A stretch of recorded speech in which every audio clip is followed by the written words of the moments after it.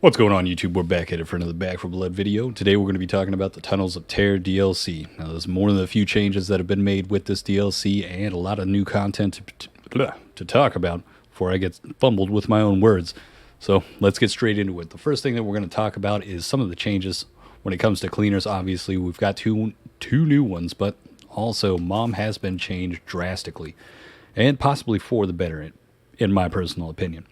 Now, her starting ability used to be an instant revive ability. Now, when Mom essentially grants all of the teammates 25 temporary health anytime one of them goes down, I think this is a power play, especially with some of the cards that we'll talk about a little bit later on in the video, pairing those up and just giving her the ability to be a better support type of healer, hybrid DPS type of deck would work really well with this, in my opinion. One that's more geared towards the pain pills, giving more temporary health and giving buffs from those pain pills, essentially. But her new team effect is going to be 100% increase to her team revive speed and 20% slower team temp health decay, which we can stack with another card that we'll talk about a little bit later on. That's why I say it's one of those that could be a really great hybrid build, not essentially more geared towards healing itself, but more of giving the buffs and constantly maintaining some temporary health around the board, as she already does have one inventory slot for the support side of things. So having two types of pain pills or further increasing that, having a stock full of those pain pills and giving them out to people with that slower decay and just being able to buff them up anytime one gets incapacitated, going to be a huge help when it comes to combating trauma and still being able to lay down some of that DPS at the same time instead of focusing in on one specific healer. But at the same time, she could be a fantastic healer with some of the changes to some of these other cards as well. That's why I kind of think it's a better change, and it's going to be a better change for going forward when it comes to Mom as a cleaner. Now, beyond that, we've got two new cleaners, and Charisse is going to be the highlight of this. Trust me, pretty much the only one you want to use. We'll get to Hing here in a moment. Now, with Charisse, she is going to be a powerhouse when it comes to melee, but could also be a powerhouse when it comes to a shotgun type of deck. You could kind of work around, and one key note thing about her is the simple fact, as you'll notice from her starting ability, armor pieces shot off ridden have a chance to become makeshift armor. This is something that isn't described as well as it probably should be. We've seen this more than a few times with Back for Blood, but this is actually going to be a team effect. I've confirmed this throughout my gameplay. I've noticed it. There was a couple of times when anytime we're talking about armor pieces on some of the cop zombie armor, or what is it, the cop armored zombies and the military armored zombies, or any of those armors from corruption cards on top of one of the special infected, this doesn't mean that she has to shoot that armor off herself. Anytime anybody shoots any type of armor off, that armor piece or that I guess makeshift armor can fall off of them and we can pick it up. That's something I didn't know at the beginning, and it definitely isn't really all that clarified right there. It's definitely there, but you'd have to kind of read between the lines to understand that. But it is actually a team effect. Now, she will also have 25% trauma resistance, and she'll have 25% team bolstered health. Now, when I first initially saw the stats for Charisse, I wasn't all sure about it. Obviously, we didn't know much about the armor plates and what they were going to do. But essentially, the armor plate is going to be a huge play. And one thing to note about this also is with Charisse, the armor plates, if nobody's playing Charisse, the armor plates won't spawn. I'm not a big fan of this. I wish, if you added a new item to the game, I believe everybody should either be able to buy it or possibly find it on the ground throughout the campaign. But the way they've done it this way, if somebody is playing Charisse, then the armor will spawn randomly across the entire runs of these acts, and we'll be able to shoot them off as a possible chance from any of those armored zombies. Now, I've lost my train of thought. Now, that's going to make Charisse a really powerful person. I mean, right up there rivaling with Holly. I would arguably say she's going to be an extremely strong melee type of DPS build. Obviously, she's already coming out of the gate with that fire axe. She's ready to take down some of those special infected when it comes to just massive melee damage. We're already given one of the most powerful melee weapons in the game, which actually isn't the most powerful anymore, and we'll get into that a little bit later on. But the team effect, bolstered health, if you don't know anything about bolstered health, I'll have some gameplay footage later on in the video itself, But essentially, bolstered health is going to be an extended health bar. It'll go over the top of your own health bar. You'll notice it in the bottom left.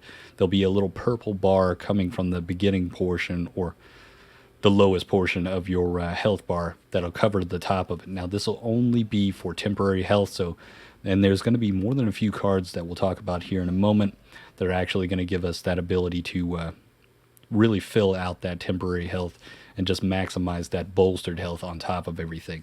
And there's a couple of corruption cards that now get affected by this, or essentially affect you with this, and give us even more to play with on that terms. But Charisse, by far one of those choices that I would say everybody needs to pick this on their team. But armor pieces, that's what I forgot to say a moment ago. We need to describe armor pieces. Essentially, as soon as you pick one up, you'll have an icon next to your name, or right on your little face icon down there at the bottom left, which will show a little orange shield on top of it. Now, this is going to be an absolute power play. I'm talking about any time that you're trying to take some large damage. We're talking bruisers, we're talking tall boys, we're talking those breakers, ogres. If you have one of these armor pieces on, even if the ogre grabs you and slings you, no damage taken. Breaker comes all the way from halfway across the map, doing that incredible Hulk leap and floating in the air until he's right above you, slamming down. You won't take any damage as long as you have that armor plate on. Even bruisers, any one of those attacks, 0 damage taken as long as you have one of these on.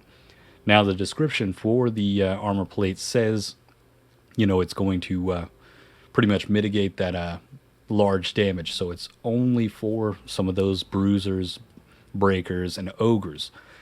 There's some other things that'll hit you that seem like it's supposed to be large damage, but it's only going to be something that's going to completely mitigate those large amounts of damage from those really heavy hitters. Even getting stepped on by the ogre, you can survive it as long as you're wearing that armor plate. But that's why I say Charisse is going to be an absolute power play. It's the only way we can get these armor pieces, and it's going to be a must-have when it comes to No Hope. Now let's talk about the stain of the DLC. This is what I like to call lazy work. Now, a buddy of mine was saying this, and I mean, it couldn't state this any better. And it's simply one of those moments where it feels like, you've been procrastinating that project. You've got 2 things that you need to come up with before this, or to turn in or whatever, if you're in school. And essentially you've got the first one done, and then, you just have to have another one. And this is what it seems like. It's like, you just kind of whipped something together just to be there, and it really wasn't much. Because let's go into the details on this character's because, I really hate to say that he's useless, but he really is. Look at him. He's so sharp dressed. He's ready for that Las Vegas strip. He's hitting poker tables, blackjack. He's a high roller.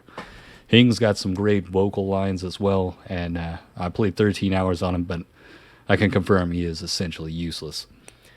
But Hing's starting ability is Hing can sense and ping, which doesn't even make any sense either, nearby hive entrances, prepper stash doors, and attachments. Immediately out of the gate, prepper stash doors and attachments, we all know where these are. They're not hard to find. Like weapon attachments, they're always in that orange box, and we're generally going to find them. We know the places to look around. You'd have to be a day one fresh noob to not know where either one of these items are possibly going to spawn or be at, especially the prepper stash doors.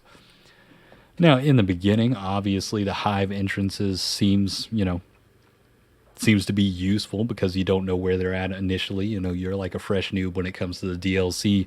You're trying to figure it out. But I can tell you right now, 90% of the time, most of these hive entrances are either going to be something very obvious off to the right or left. It's a giant purple glowing hole in the ground. You really can't miss it. There's only like 10% of the time that I've found one that's a little bit off the beaten path that you might overlook. But the rest of the time, they'll be almost essentially right next to the exit safe room door. You couldn't even miss. You'd have to be blind to miss it. So that it just really makes that first ability absolutely useless. I know, somebody might try to make the argument that, you can ping it through a wall or something like that, but we all know where most of these things are. And with the hive entrances, after you've run across a couple of them, I really haven't seen them change in location much, and it's not going to be hard to find them. and we're going to be able to memorize it without the need of Hing being able to see it. Now, right after that, this is where it gets worse, because his last ability at least has somewhat small, useful nature to it. When hit by a mutation, now let's look at that keyword. This is mutation. This is special infected. This is not common infected. This is not I'm getting hit by a horde or something along those. This is I'm taking a heavy hit in order to have a possible chance for one item to just fall out of Hing. That is, that's, I'd like to say it's 100% useless, but at the same time, one item, but probably 99% of the time, one item's not going to be the difference to actually make it to where it's either, a failed run or a successful run. It's absolutely useless in my opinion. It's trying to make Hing into a punching bag, and not only is it trying to make him into a punching bag, but he essentially has to get hit by the hardest hitting things in the game for a chance to possibly drop an item. That's absurd in my opinion. I don't know why they did this. It's a joke. It's lazy work in my opinion, and flat out, if they don't change this within the next month, I'm really going to start reconsidering whether or not I need to buy that next DLC. I've already got it, but would I really come back if they're going to continue to do work like this? I can't support lazy work, and this is a joke. I don't like it at all. Now, his team effect, 5% team accessory reuse chance, I'm going to be real. I think it's even more useless than the 5% move speed on Evangelo. Evangelo has literally brought himself up from the worst cleaner in the game, and Hing has taken his spot. It sounds nice, 5% additional reuse chance, but as soon as we've upgraded some of these, that additional 5% chance really is just going to get blended into the fact that we already have a higher reuse chance from upgrading some of these items. A lot of times 5%, it may come in handy like once every, 5 runs maybe on some of those gray items. It's absurd how lazy this is, and just almost like they have a lack of ideas on what to put on it. I hate to be that critical, but when you see something like this, it's just bad. It's bad work. And hopefully they see this and they do something within the next update to make him somewhat more viable for the rest of the team, because as of right now, the only good use for him is possibly finding those hive entrances if you don't know where they're at. That's about it. It'd be fun to make a punching bag build for him, but at the same time, when you're talking about going up against a bruiser, a tall boy, some of the new special, or any one of them, you're going to lose a lot of health just trying to pop some items out of yourself. Now, after that, we need to talk about how do we get some of these new cards. Before we get into the cards themselves, essentially when you go over to the supply lines, you'll see the roving merchants, and then over on our right side, we've got the skull totem tracking. Now, within the written hives themselves, we'll be able to gather up this new type of currency, which is going to be the skull totems. You'll notice in the top right, just below my supply points, I've got a teal colored skull. Getting a little bit of dyslexia right there. Now, it has a 0 next to it, and that's because I bought all the cards. I bought a little bit of the cosmetics, but essentially, once you go over here, each time once we're in those ridden hives, you'll be able to pretty much net about 3 of those skull totems each time that you go through. You'll collect them as you progress through that hive, and then once you find the exit for that, load into the next level, that's when you're going to get it, much like you would get the supply points. Now, with each one of these skull totem roving merchant supply lines, it'll have an hour timer on it, and there's only going to be 1 card per time. A little bit irritated about this. It's kind of like I have to go in, grind to get the skull totems or currency for these new cards, but I can only get one of them at a time, and then I have to wait an hour to get another one. They're all going to cost only 2 of the skull totems just to get the cards. But then you'll notice that the other 3 slots are going to be taken up by very pricey cosmetics, which is cool. The Doc outfit does look nice, the Plague Doc. But you'll notice It's either you're going to have to wait an hour or grind hours and hours to just get enough currency to completely buy out that supply line just to get to the next card. So essentially, you're more than likely going to have to wait 12 hours in total to have all 12 of the new cards. Bit frustrating. Seems like a mobile mechanic. I'm not a big fan of it. I would have rather had all 4 slots just be those new cards, and then, me be able to buy them out, get all the new cards, and then start, grinding out to get some of those cosmetics after. Maybe if one of the devs watches this, maybe this is something they could do in the future, or possibly just make it to where, get 3 cards per supply line, then a cosmetic. I know some people are all about the cosmetics, but if you're like me, you don't personally care for them. You just want the new content. And especially with how long we've waited for this DLC, I just want to get all the cards and start working with the, build diversities that we can work around with them and just having more fun with the content itself instead of, farming something that 99% of the time I can't even see, besides the weapon skins, essentially. But right after that, if you don't have all the cards just yet and you want to check them out yourself, go over to the training decks, hit the filter option, go down to Tunnels of Terror, and you'll be able to look at all of them. Now, I've put them all into a deck. That way, I don't cover up anything with my head over here. But we'll start to go through each one of these cards, what their uses can be, who's going to be most benefited by some of these, and what type of builds they could possibly be used for as well. Give a better description of each one and give you a better understanding of how they can be utilized in some of your decks. Now, with the starting card, we've got Stealthy Passage, which is one of those cards that should have came in a previous update when they updated to the change to those, I'm losing my train of thought here, alarm doors that can't be broken down by the common infected or special infected anymore. This is something that should have already been placed into it. Don't know why they didn't essentially put it in beforehand. I'm not sure what type of, hiccup that they may have had with this card, or whatever broken nature it may have been that deterred them from actually pushing it into this. Part of me, I hate to say it, it almost seems like one of those moments where they didn't have enough cards for the DLC already made, so they may have saved this one to just be an additional card to put into this, as there are 2 cards in this that have been talked about since almost the beginning of the game in a way, and that may be one of the aspects, but, that's just a thought from me. But with Stealthy Passage, it allows us to disarm those alarm doors, car alarms, and birds, funny enough. It is kind of interesting. But it'll be one of those moments where we stuck in an animation. We'll have similar loading screen to that of either using a defib, pulling somebody off the wall, or, loading that howitzer. It won't be exactly the fastest, and I haven't tested out whether or not U speed will actually make this a bit quicker, but this is, like Swingpoint had said in some of his videos, it's going to be an extreme economy card. As you'll notice with the team effect, anytime that we do disable one of these alarms on the cars or the doors or the birds, each player on our team is going to gain 25 copper. So essentially, each time any one of those doors or any of those alarms we disable, we're going to get 100 copper.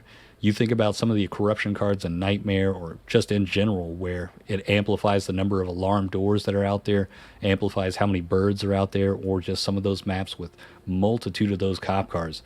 You can really start stacking up that copper with this type of card. And one thing to note, the one cleaner I think which is going to benefit the most from this is actually going to be Evangelo. Considering we will be disabling our quick slot ability with this, Evangelo doesn't really need the quick slot. He's already got the breakout ability, so he doesn't need a stun gun.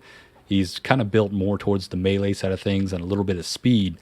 So when it comes to needing a defib unit or a toolkit, you've got other cleaners on your team that could really benefit from having the quick slot more than Evangelo would. And at the same time, with recent updates and or past updates, some of those cards did get changed up to where it's a negative 5% move speed. So his ability where it's +5 to the team's move speed could be, it just kind of further puts him up there to a more viable option. And this Stealthy Passage card also makes him even more useful in that aspect, as well as working with some of the other, or any team of cleaners, essentially. And at the same point, he's going to boost that economy if he is using it. Now, I know those changes to those negative 5% move speed on some of those cards, I guarantee you they did that just to make Evangelo a little bit better, because they probably didn't know what else to do with him. But, that's just my opinion. But right after that, we've got Pumped Up. We've got this is going to be an absolute power play for any melee player. Your temporary health decay is 20% slower, and this is going to be something that will stack with Mom's ability change up. So we'll have 40% slower temporary health decay. That's going to be extremely noticeable if you're somebody that's running the Vanguard, Face Your Fears, and there's some there, and Battle Lust, which we'll get to because of a later card. We'll talk about it a little bit later with a different card as to why Battle Lust affects our temporary health. But right after that, we gain an additional pain med spawn inside of each map. Not a huge deal, but it's a nice addition with this card. But another big thing about this is 5% plus on our health. Not just plus 5 health, we're talking about 5%. If you've got a nice beefy maximum health melee type of build, that 5% is going to be extremely noticeable. And that's really going to give some people a lot of reason to kind of pick this one up and possibly run it if they've got somebody like Mom with a type of hybrid build where it's working around those pain meds. It's going to be a huge help, and with her passive ability of giving everybody that 25 temporary health as well. Now, right after that, this is going to be the second card that they kind of like held off on kind of working into the game until now. A little bit iffy on this one, but Weaponsmith. Now, Weaponsmith, it sounds great. It sounds like something you want to have. We've obviously all wanted to take attachments off of the weapons, and we all think it should be free. I'm not going to lie to you. I kind of think this card is essentially useless. It's, like they have a problem, and they're just going to create a solution for the problem that further creates, more problems on us because we have to pretty much drop this card in instead of using a different card. But at the same time, they have made a different change, which I think helps in the manner of not having to create a problem to create a solution, or however that works. Whatever, mechanic, or, I'm losing my train of thought here, but essentially, Weaponsmith is not necessary, essentially, to put into anybody's deck. It can just be a helpful one now. Because with the change with this DLC, essentially anytime that we're inside of the safe room, we can actually unbolt any weapon that we're holding for 500 copper before we open the door. If you open the door, you can no longer unbolt the weapon, so do be sure to unbolt that weapon before opening the safe room door.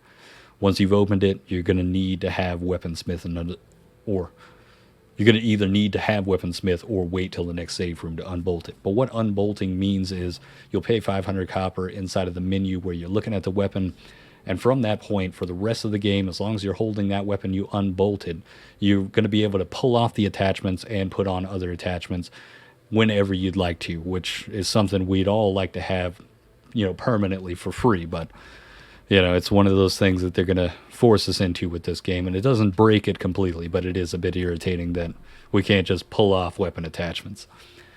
But the only big difference between this is essentially you won't need this if you want to just unbolt it. Swingpoint made a great point with his video where you could have a revolver or a deagle that has all 4 of the different attachments. Unbolt that. That way, essentially, once you're in the safe room, you've already got it unbolted. You can walk out and you'll be able to still pull off those attachments. So anytime you find one of those weapons that may not be the primary weapon you need, but it's got a few attachments on it, you can pull the attachments off of that secondary weapon that you have, or that primary weapon if you've unbolted it while you're in the middle of that mission, and then be able to have those laying on the ground, pick up the other weapon that's not unbolted, but be able to trade out through those attachments on the ground, and then put them onto the weapon that you'd like it to have.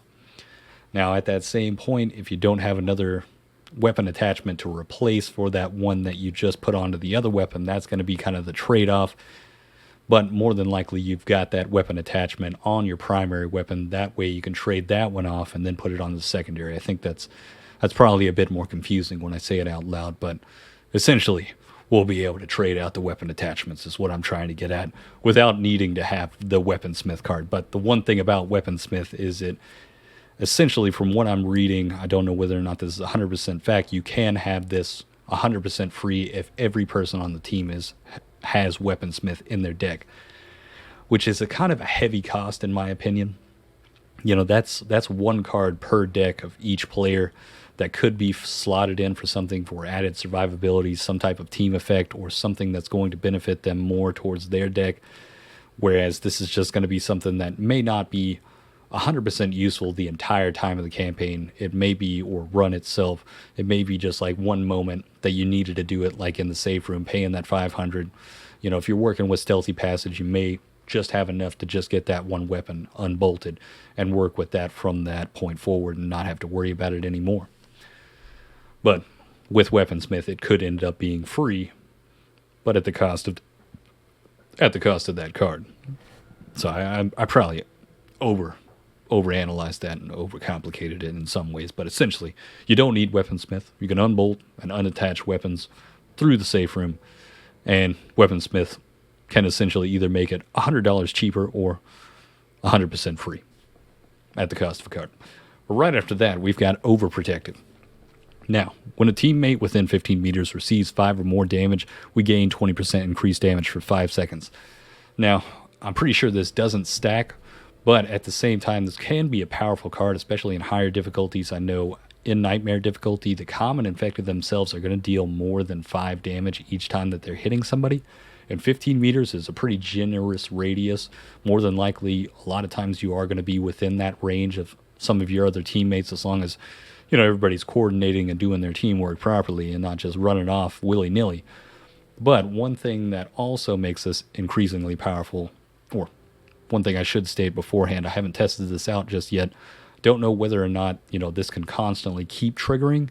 If it's one of those moments where, they get hit by the common infected, the 5 seconds starts climbing down, but then they get hit again. I wonder if it resets the timer back to 5 seconds. That could be pretty powerful in some of those moments when you got a horde bearing down on you.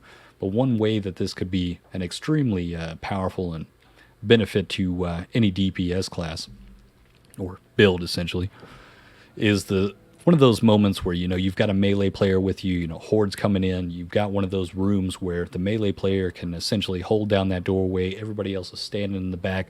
Generally, you're going to be within probably 5 meters of that person in the doorway in a lot of these moments. But with that, that melee player is constantly going to be taking some damage, especially from those common infected as they're coming through and they're killing them, gaining that temporary health back. But that's one of those moments where you could have that amplified 20% increased damage for the moment when that special infected comes in.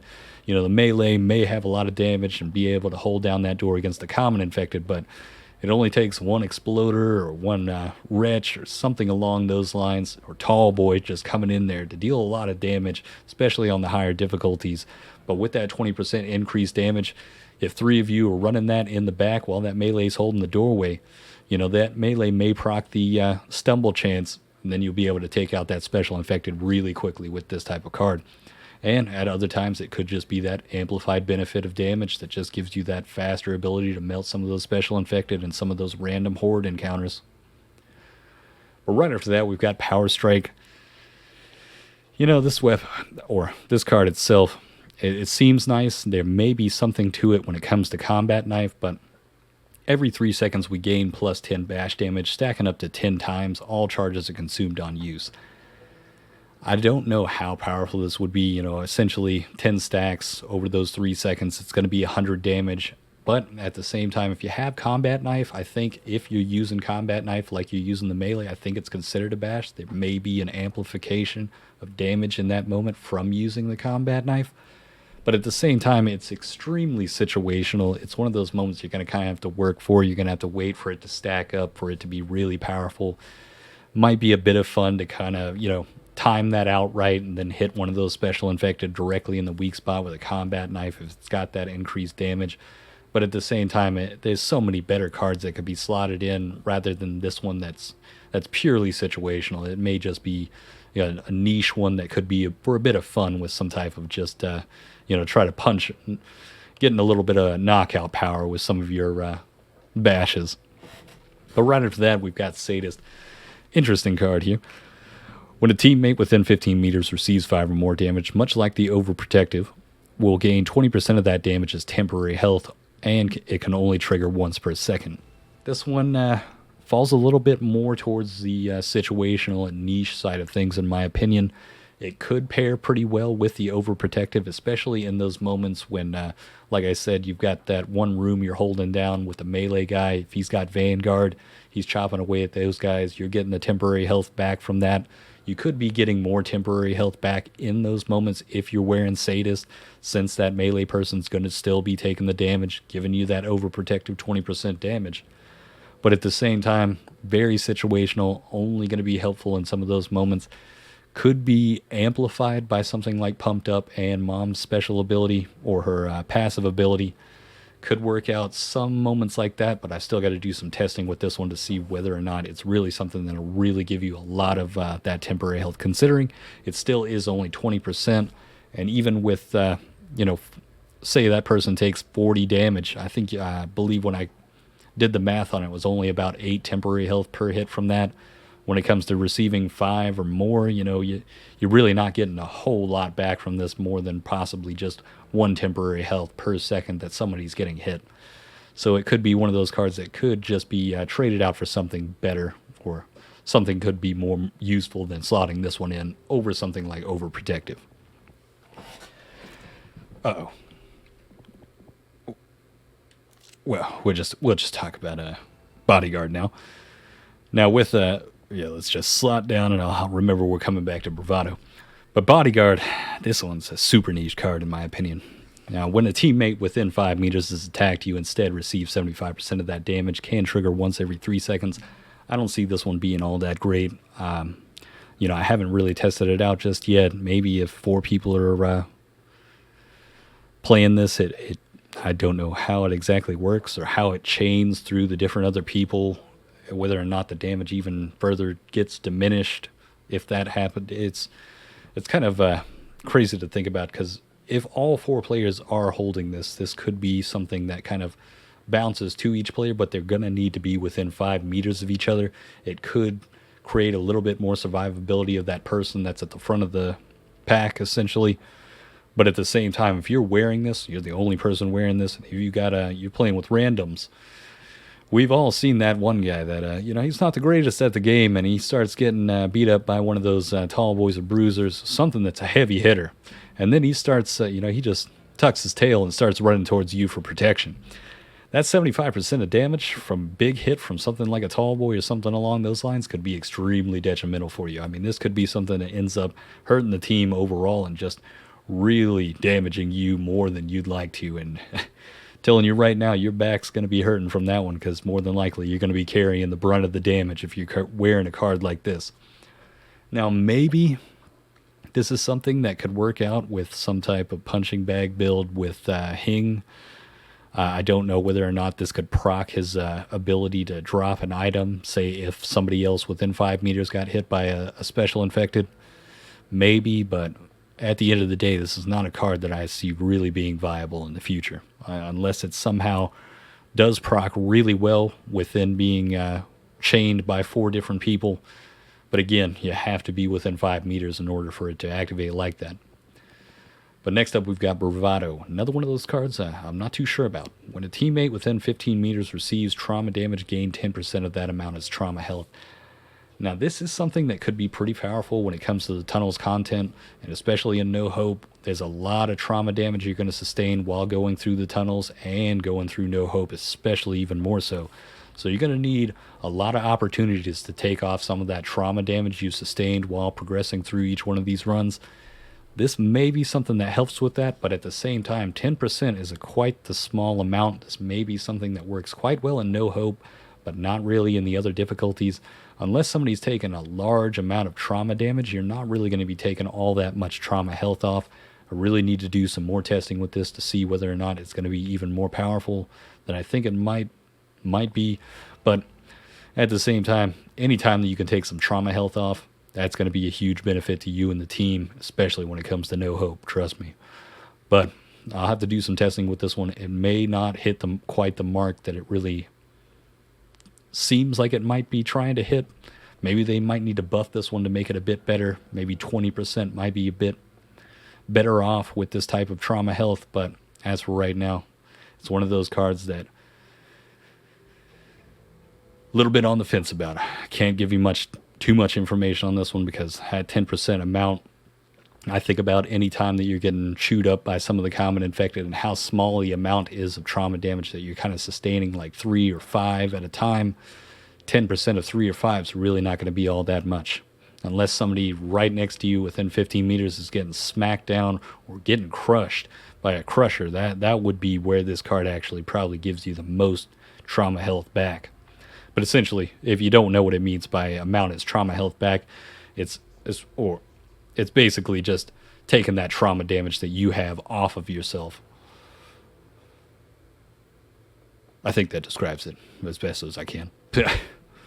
But well rested is right after that, and this card is a power play. I promise you, this is something that you want to put on any healer or any type of melee deck, and I'll explain why. Now, with this card, we get a team effect that not only goes for ourselves, or, well, team effect obviously, but we'll be getting 20% team overheal, and we'll be getting 5% team healing efficiency. Now, the team healing efficiency is nice. That's always nice to have.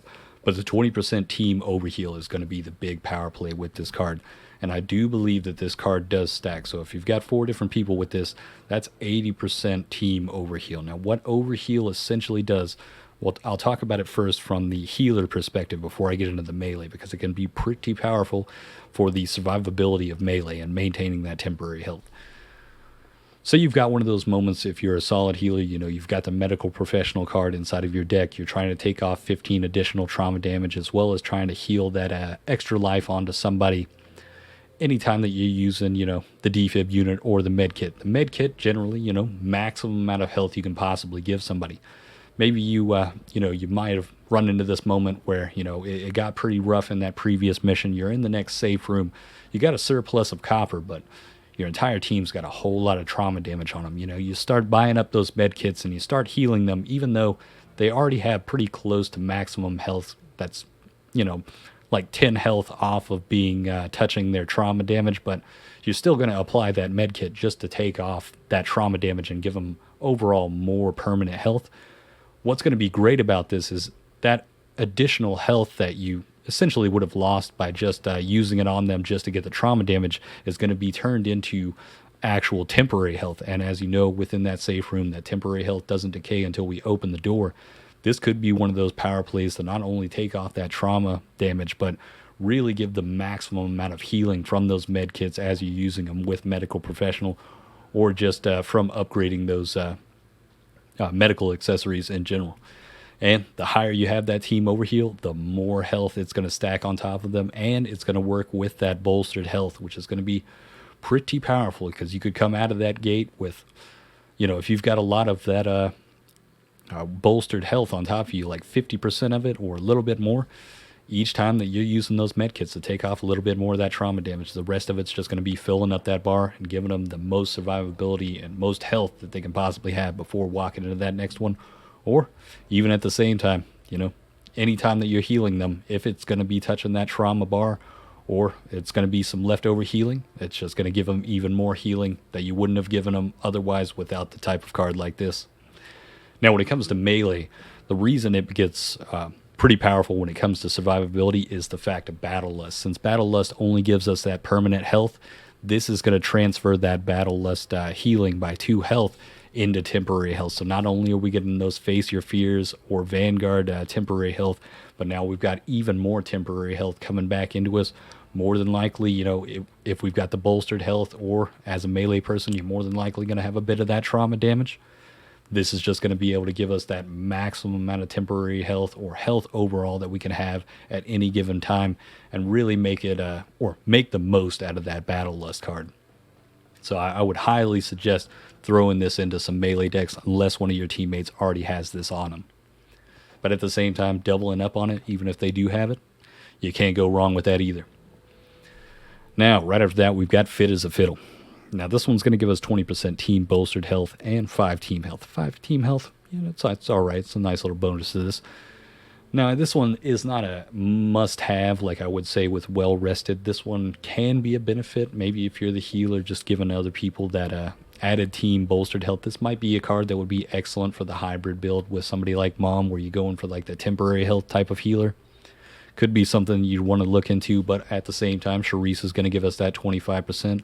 But stacking just one of these on top of having Charisse on the team, we're going to have, 45% bolstered health with that.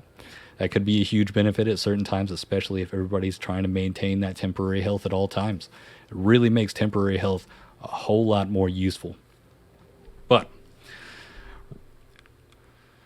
where I lost my train of thought there for a second. But that's it's not exactly the most sought after card, but it could be a huge help. And if all 4 players are running this, it could be something that could be really helpful for some of those moments in no hope when you possibly just need that added benefit of just additional health going forward.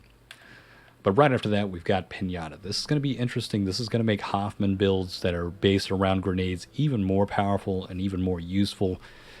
With this, when we kill a Ridden with an accessory, it has a 15% chance to drop another accessory. Now, I'm not sure whether or not that possibly means that it could be any accessory, since it doesn't say that, but I believe it will still be another offensive accessory, even though it doesn't quite state it right there. But how this is going to be a power play with Hoffman is Hoffman's main ability already is passive ability. Anytime he kills any type of Ridden, it's either going to drop some ammo or it's going to drop an offensive accessory. So in these moments, you could start restocking some of those. You could have a full-on build that's all about pipe bombs. So anytime you throw one of those out, you think about how many of those common infected you'd killed with that pipe bomb.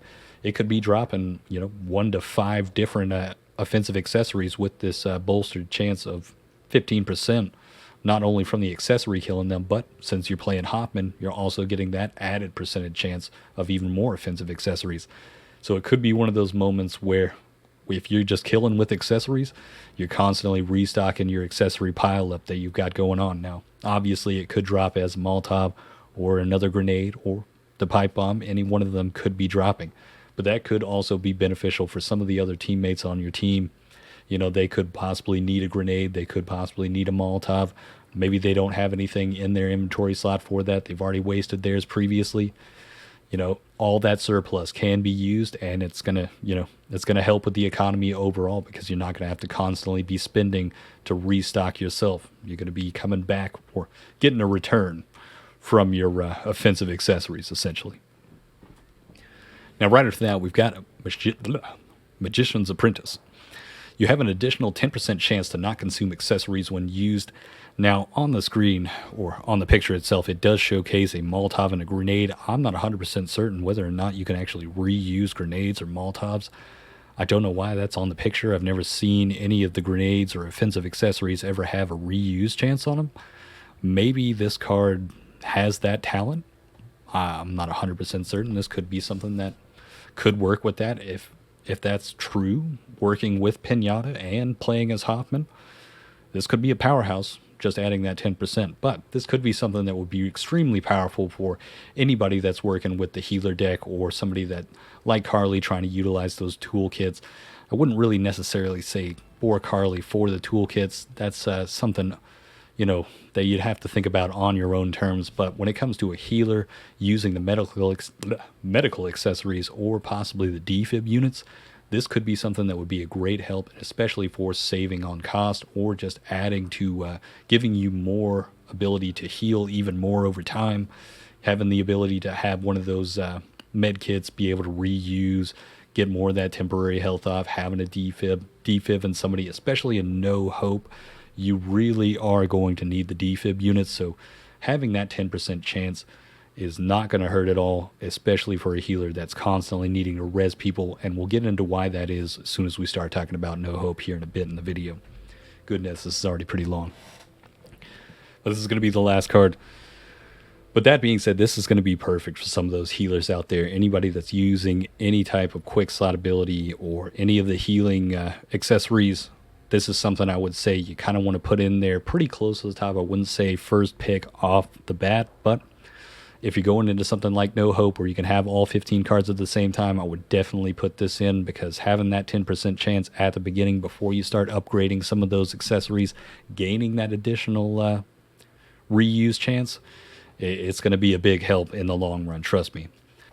Now let's talk about the tunnels themselves, which is going to be the real meat of it, even though, for me personally, No Hope is the absolute best portion of this DLC. But when it comes to the tunnels, as soon as we get down there, you'll find them intermittently between each one of the missions inside of the runs themselves in each act. They'll be kind of like I said before, 90% of the time they're going to be barely obvious. They're going to be giant purple glowing holes in the ground. I have some gameplay footage up on the screen while I'm talking about this. But essentially, this is where we're going to get the best of the new content out of this DLC. This is the only place that we can get the new legendary weapons. There's going to be 7 of those. We've got new legendary attachments, which some of them are pretty powerful. Can be some game-changing, or since it's all based on RNG, sometimes, you may try to build a deck around some of these attachments or some of these weapons. And that's not a bad thing to do, but at the same time, you never know when some of these are going to pop out. I know I was playing for about 4 hours when I first started the DLC, and by 4-hour mark was when I first saw my first legendary weapon. Bit irritating. They may have increased the spawn rate. Maybe the increased spawn rate is at higher difficulties as well. So I know when I was running through No Hope, seemed to find a lot more of them coming out of certain chests that we were going through some of these ridden hives. But when I was playing at Recruit and Veteran, just trying to just have a bit of fun coming back, getting my sea legs for the Back for Blood. It didn't seem to spawn quite as often. But one thing to also note when it comes to the legendary attachments with these legendary chests, well, there's a whole lot we need to talk about with this one. When it comes to these legendary tests, as soon as we open them, we are going to be taking 20 trauma damage immediately as we open them. Now, lucky enough, thank goodness, Swing Point's always on his job when it comes to Back for Blood. I got to give credit when credit's due. He did point out the one thing that's going to stop us from taking that trauma damage, and that is temporary health. Now, I believe this is a bug, and I don't think they will be taking it out. But essentially, this was one of the bugs at the very beginning when the game first came out, where if you had temporary health, you didn't take any trauma damage. Essentially, it's working in the same way. So as soon as you open that chest and all of your teammates, including yourself, are about to take that 20 trauma damage, if you have temporary health on you, even just 1 temporary health, you will not be taking any trauma damage. And trust me, there's more than a few of these chests, and there's more than a few of these ridden hives, even though there's only 7 in total. The second you start going through multiples of them, opening up multiples of these legendary chests, you won't essentially die from trauma damage, but it will come to a capped out point where you're pretty much down to 25% of your health, or what looks like even lower than that, available for permanent health. You're going to be surviving off some temporary health in those moments, especially in No Hope. Oh, man, it is painful, but if you can pop the temporary health, or if you got pain pills or something along those lines, some type of ability that gives either yourself or other people as well some temporary health, that would be a fantastic thing to do before opening up any of these chests. Obviously, you're not always going to have that chance, so at certain moments, you're going to have to take some of that trauma damage by opening some of these, because it is going to be extremely beneficial that you get these legendary chests. Not always is a legendary weapon or legendary attachment going to come out of it, but every single time you are going to get some highly upgraded weapons that will have multiple attachments on them, as well as getting another basic card out of every single chest that you open like this. And getting a basic card that many times, going through multiples of these ridden hives, it's going to make life a whole lot easier, and it's going to make the game a whole lot more fun, because you're just getting constant upgrades. At some points, you could come into some of these ridden hives early on in some of those runs, end up coming out with a blue weapon way before you'll even find a blue weapon in the regular campaign itself. So it can be a huge power play to go down in these and grab up some of those weapons. Now, one thing to also note is, with some of these weapons that pop out that aren't legendary, if you notice any one of them have a yellow attachment on them, sometimes there will be a legendary attachment already on some of those weapons that pop out. That could be green, that could be blue. They could be green or blue weapons is what I'm basically trying to say. But they may have that legendary attachment, so you may want to pick those up anytime you see that legendary logo for any of the attachments on them. Check and see whether or not it's something that could benefit you. Like I stated before, unbolting those weapons inside of the safe room can be a huge help. If you're able to pop that off and then pop that weapon onto you, get that attachment off of that weapon, it could benefit you greatly with some of these legendary attachments. I won't go into the details on most of these legendary attachments. I let some things be a surprise for you. Find them as you go through, let it be that excitement once you finally find it, and whether or not it's going to be a huge help. But I will state that there'll be a huge benefit with these legendary attachments, but there will also be quite a substantial negative. Now, not always, or not all of them are going to be a negative that really affects you. I'll state one of them, which is going to be a barrel attachment. It's going to give you infinite damage range, but at the cost of negative 40% accuracy. But accuracy in this game only affects your hip fire. So if you got a sniper rifle and you're the sniper, putting that legendary attachment on means that no matter how far away that ridden is, you're dealing that maximum amount of damage. There's never a drop off, and that can be huge for you. I did think to myself, man, if only I could put that on a Belgian. Sadly enough, Belgian does not have the barrel attachment. That would have been hilarious. I would have loved to have seen that infinite damage range with a Belgian. But, we can't have everything that we want. Now, with the legendary weapons, obviously, like I said before, I want to keep some of these things as a surprise, but there is one in particular I will talk about that, like I said before, you're not always going to be able to build a deck around some of these weapons because it is RNG. You might not find it, but the Damnation, the AA-12 legendary shotgun that has incendiary rounds. Now, the special ability with this only requires one card to be extremely powerful, and if you're already going for a shotgun DPS deck, this is a great thing to try and go for. I will be putting out a deck build for this later on. I've been utilizing it in No Hope since yesterday, but it's a pretty powerful build. But essentially, with each of these legendary weapons, they'll have a unique attribute to them that'll gain the ability only while holding this weapon. I need to make that clear because there's some things I need to explain about with this typical shotgun that correlate with fire. Now, obviously, we've had the Pyro card that increases our 100% damage with fire and gives us temporary health for kills with fire. And I think that's all it did. I can't remember if there was anything added on to that. But essentially, what I'm trying to get at is with this Damnation incendiary shotgun, it actually gives you not only the ability to burn any enemy you shoot with that shotgun for 50 damage over the course of 3 seconds, or 50 damage every second for 3 seconds, but with that 100% increase to that fire damage, that means it's going to be 100 damage over each second for 3 seconds, and you gain immunity to fire.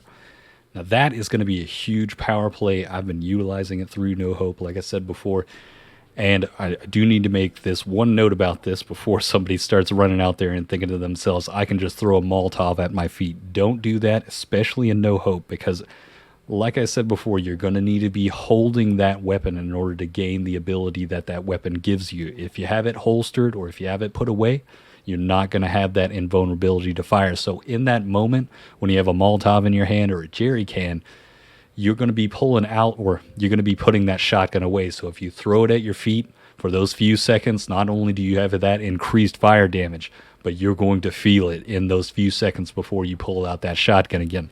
And it can be hugely detrimental to your health. I mean, it can damage you quite strongly. So keep that in mind if you're utilizing that. Throw the Molotov away from yourself as soon as you have the shotgun out. You can run out inside of that fire, but the fire won't instantly kill some of those common infected, especially on the No Hope difficulty. So do be aware of that, but you can essentially kite those zombies into the fire by running through the fire, kiting them into it, and then gaining that temporary health from that, as well as gaining the temporary health from utilizing the fire damage on the shotgun. Against something like Tall Boys, this shotgun is extremely powerful. One thing to also note, with the legendary weapons, we will not be able to put attachments on them, so you're going to need to utilize those reload speed cards, some of those cards, to make it a little bit better. Some of them, especially with the AA-12, it's got a slower rounds per minute than the regular AA-12, but packing it with Pyro, trust me, and shotgun damage on top of that, it's a powerhouse. It's not the strongest thing in the game, but it's definitely a fun one, and it is still powerful, and it will be taking down those Tall Boys fairly quickly, even at some range, because that 100 damage doesn't have a range drop-off, so each time that you shoot them one time, they're going to be taking 3 damage over 3 seconds. Or 300 damage, I should say, not 3 damage. Now, I think that's pretty much... Oh, with the Ridden Hives, we'll also... forgot to mention this as well. We'll also be trying to find these skull totems, which are essentially going to be melee weapons. Melee has melee players out there. You're going to have a fun time inside of these Ridden Hives, especially once you get these totems. One thing to also keynote about those totems is there are going to be 3 of them in each one of these Ridden Hives that you go through. Now, at first I thought, oh man, 3 people are going to have to hold these totems, because we do have to carry these until the very end once we escape in order to get that currency back. Lucky enough, Turtle Rock Studios thought ahead with this one. Instead of having forcing 3 different people to hold on to these totems. You can combine these totems together now. I know when I was watching Swing Point's video, I know he didn't know whether or not it deals more damage. It seems like it should, possibly does, but trust me when I say these skull totems deal a whole lot of melee damage, even stronger than that of the fire axe, as it seems. It will absolutely melt a breaker in no time. You will bring it to its knees if you're utilizing this with the proper melee deck, even with just small, like only a couple of cards adding to that melee damage. You're going to be beating them down or anything down. Special Infected Melter 101 with that Skull Totem. Now, sadly enough, you can't carry the Skull Totem outside of the Ridden Hive itself, so you'll only be able to use it inside of there. But for those moments, it's going to be extremely helpful for any melee build that's going into that. That's why I would say in No Hope you need at least one person running melee, because it's just going to make those Ridden Hives a whole lot easier. And while inside of those Ridden Hives, you're going to have access to a lot more of those basic cards and a lot more of those cards that you can buy up over time. You know, the chests that give you some type of permanent card, or one of those deck cards, I should say, that's just going to give you an added benefit. And inside of No Hope, that is extremely fun to constantly be getting even more cards on top of the 15 cards you have already available, which I think we haven't even talked about No Hope. Now, with No Hope, I think I'm trying to think. Where was I? Goodness, we've been at this for quite some time. You know, hopefully this isn't too long for some of you guys. I know you've been itching to get some of that Back for Blood content from me. I know it's been quite a while, but hopefully this is going to satisfy that need for some more Back for Blood content. Hopefully you've been enjoying, but we've still got a little bit more to talk about. I know it's been quite some time, but hopefully it hasn't been too tedious for you. Maybe you've learned quite a few things already.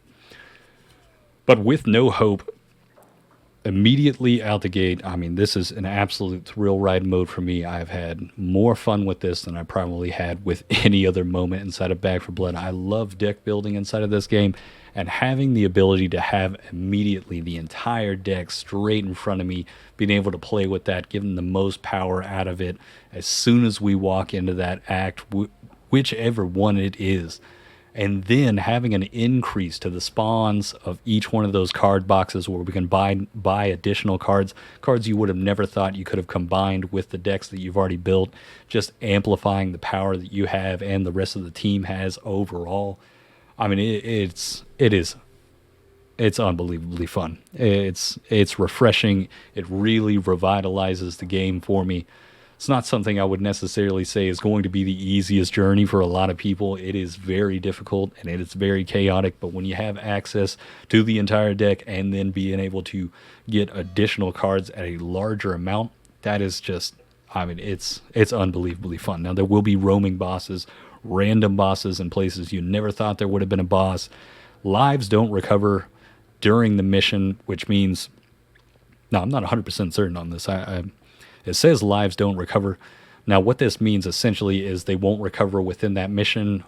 Possibly medical professional will only be good for taking off that trauma damage, not giving an extra life back. I think that's what it's stopping you from, but it also doesn't have respawn points. But back to the lives thing before I continue on to the no respawns. You will still get your lives back in the next safe room, so be aware of that. Don't worry, you know, if you lose that life in the first mission going forward, don't think, oh no, like I'm constantly going to die now. No. If you have cards that inside of your deck or bought some cards up as you're going through that act or run, you will still have those additional lives the next time you hit that safe room, and you will still be able to go down a couple of times in that next mission. But with the no respawn points, essentially what this means is defibs are a must. You will not have any moment where you can pull somebody off the walls inside of this mode. I kind of like it, but at the same time, it does make it a bit more chaotic. It really emphasizes the defibs. You're going to need a healer that has the ability to constantly use these defibs, take off that trauma damage with medical professional anytime that they use it as well, because you really want to maximize your effort against having that trauma damage build up, because the trauma resistance is very low in this mode. I would suggest also stacking in your deck a little bit of that trauma resistance. I know if you've got somebody playing Doc, that's going to be a bit of a help.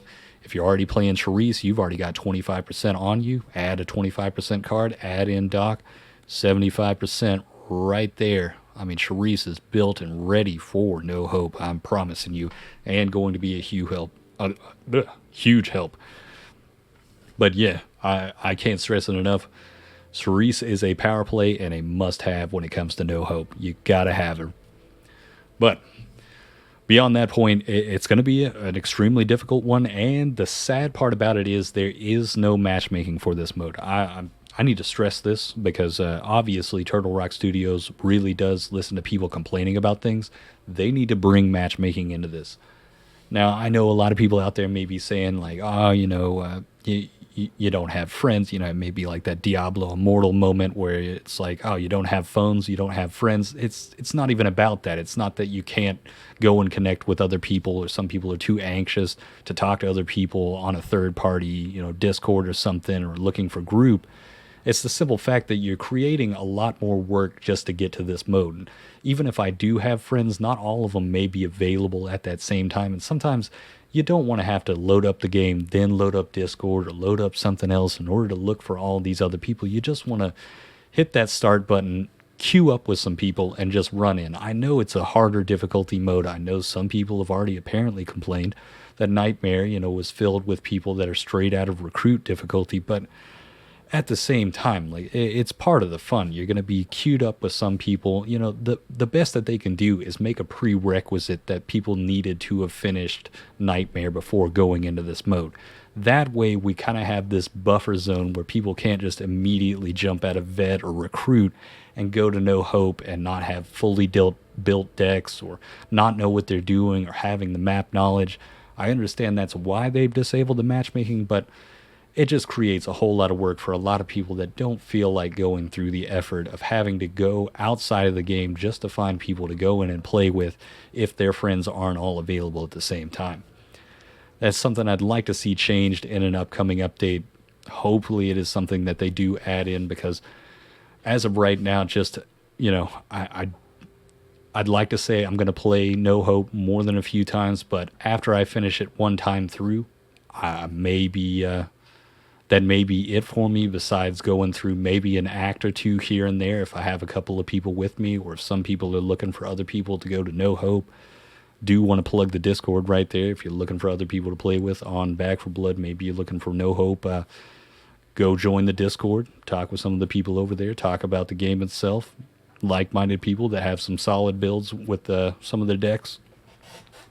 Be a good idea to, or hopefully, find some people to actually get through this mode, because it is a ton of fun, and I really want as many people to experience this as possible. Even if it is extremely difficult, it's a whole lot of fun, and it just gives the maximum out of all of that, or just the maximum out of any deck that you build, and creativity out of it, and just further expanding on it by being able to buy additional cards on top of that. It's just a whole nother experience that I wish was here since the beginning of the game, but it's definitely refreshing to see it come in with this DLC. It really is the strong point with the DLC besides the content itself.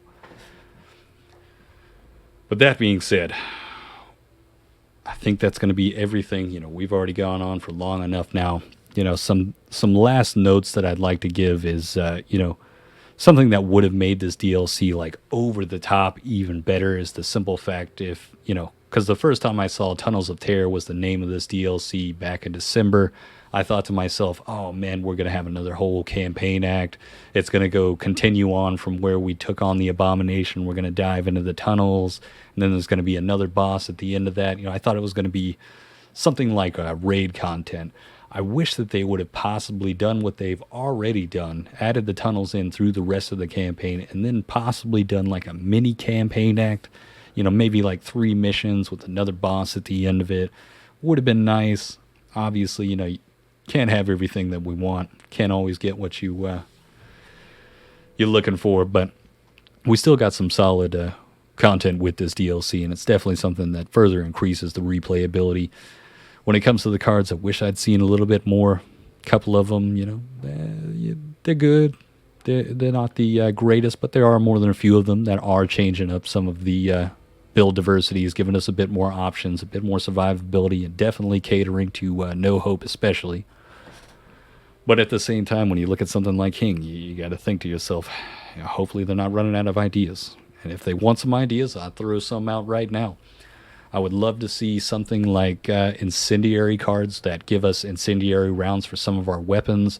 You know, electric rounds. We've seen that with a couple of the legendary weapons that you'll see coming forward while you're diving into these tunnels. Just adding in some stuff that may be a bit over the top, maybe a bit overpowered in certain ways, but you can dial it down a little bit. But at the same time, we're looking for that fun factor. We're looking for stuff that just really blows it out of the water, and raid content especially. I feel like if they constantly made some like additional content, did some smaller drops where it's kind of like another boss fight, like I said, 3 smaller missions that leads up into this, similar to what you've seen with raid content in other games like Destiny or something. I mean, that could really transcend something like Back 4 Blood. And I feel like they have the perfect template to move into something like that. And with the card system, that just further solidifies that ability to do that and just really increase the card amount, really increase that build diversity, and just go over the top, man. We're looking for that fun stuff. We want to see this become a cult classic. And it's already so enjoyable that just adding those things in is just gonna entice people to keep coming back, or entice people that haven't seen it. You know, you start going in with those electric type of weapons. You've got incendiary rounds, explosives, slug shotguns, or something along those, just blowing up the ridden. It'd be a great time, and I'd love to see it. But you know, we'll see when it comes to the future of Back 4 Blood. Hopefully, they take some notes down. They're already going off in the right direction with some of this DLC. Not all of it is perfect, obviously, and some of it, Hing specifically, is not exactly the best work that they could have put out there, but at least it's not the entire thing, and it's small aspects of it that are just not quite hitting the mark that I expect from them. You know, I expect better from this type of work. But besides that point, that's going to close it out for me. You know, hopefully this is giving you a bit more knowledge. Hopefully this is something that, you know, determines whether or not you want to pick this up. And also, like I said in the Discord, you know, if other people have this DLC, you can play along with them and still be able to experience it at the same time. I know even in quick play, I was able to bring other people that didn't even have the DLC into the tunnels themselves, whereas otherwise they wouldn't have had it. So, you know, that's one thing about it. But I know there's more than a few people in the Discord that have already gotten the DLC. I'm more than willing to throw some people into the DLC over the next coming week as well. Head on over there. If you'd like to see some of this content live, obviously hit that link down in the description. Follow me over at Twitch. I'll have some more videos coming out as the days go on, as I progress a little bit more forward. We may be kind of focusing on some no-hope difficulty type of decks, so that I'll try to work them in order that would also be useful for Nightmare, but I think that's the type of content that we're going to be looking for going forward, and it's just going to be an overall enjoyable experience. I know I'm going to be having a lot of fun with it, and hopefully you are too. But on that note, I think that's everything from the DLC. We've been here long enough, and hope you guys have enjoyed, and have a good one.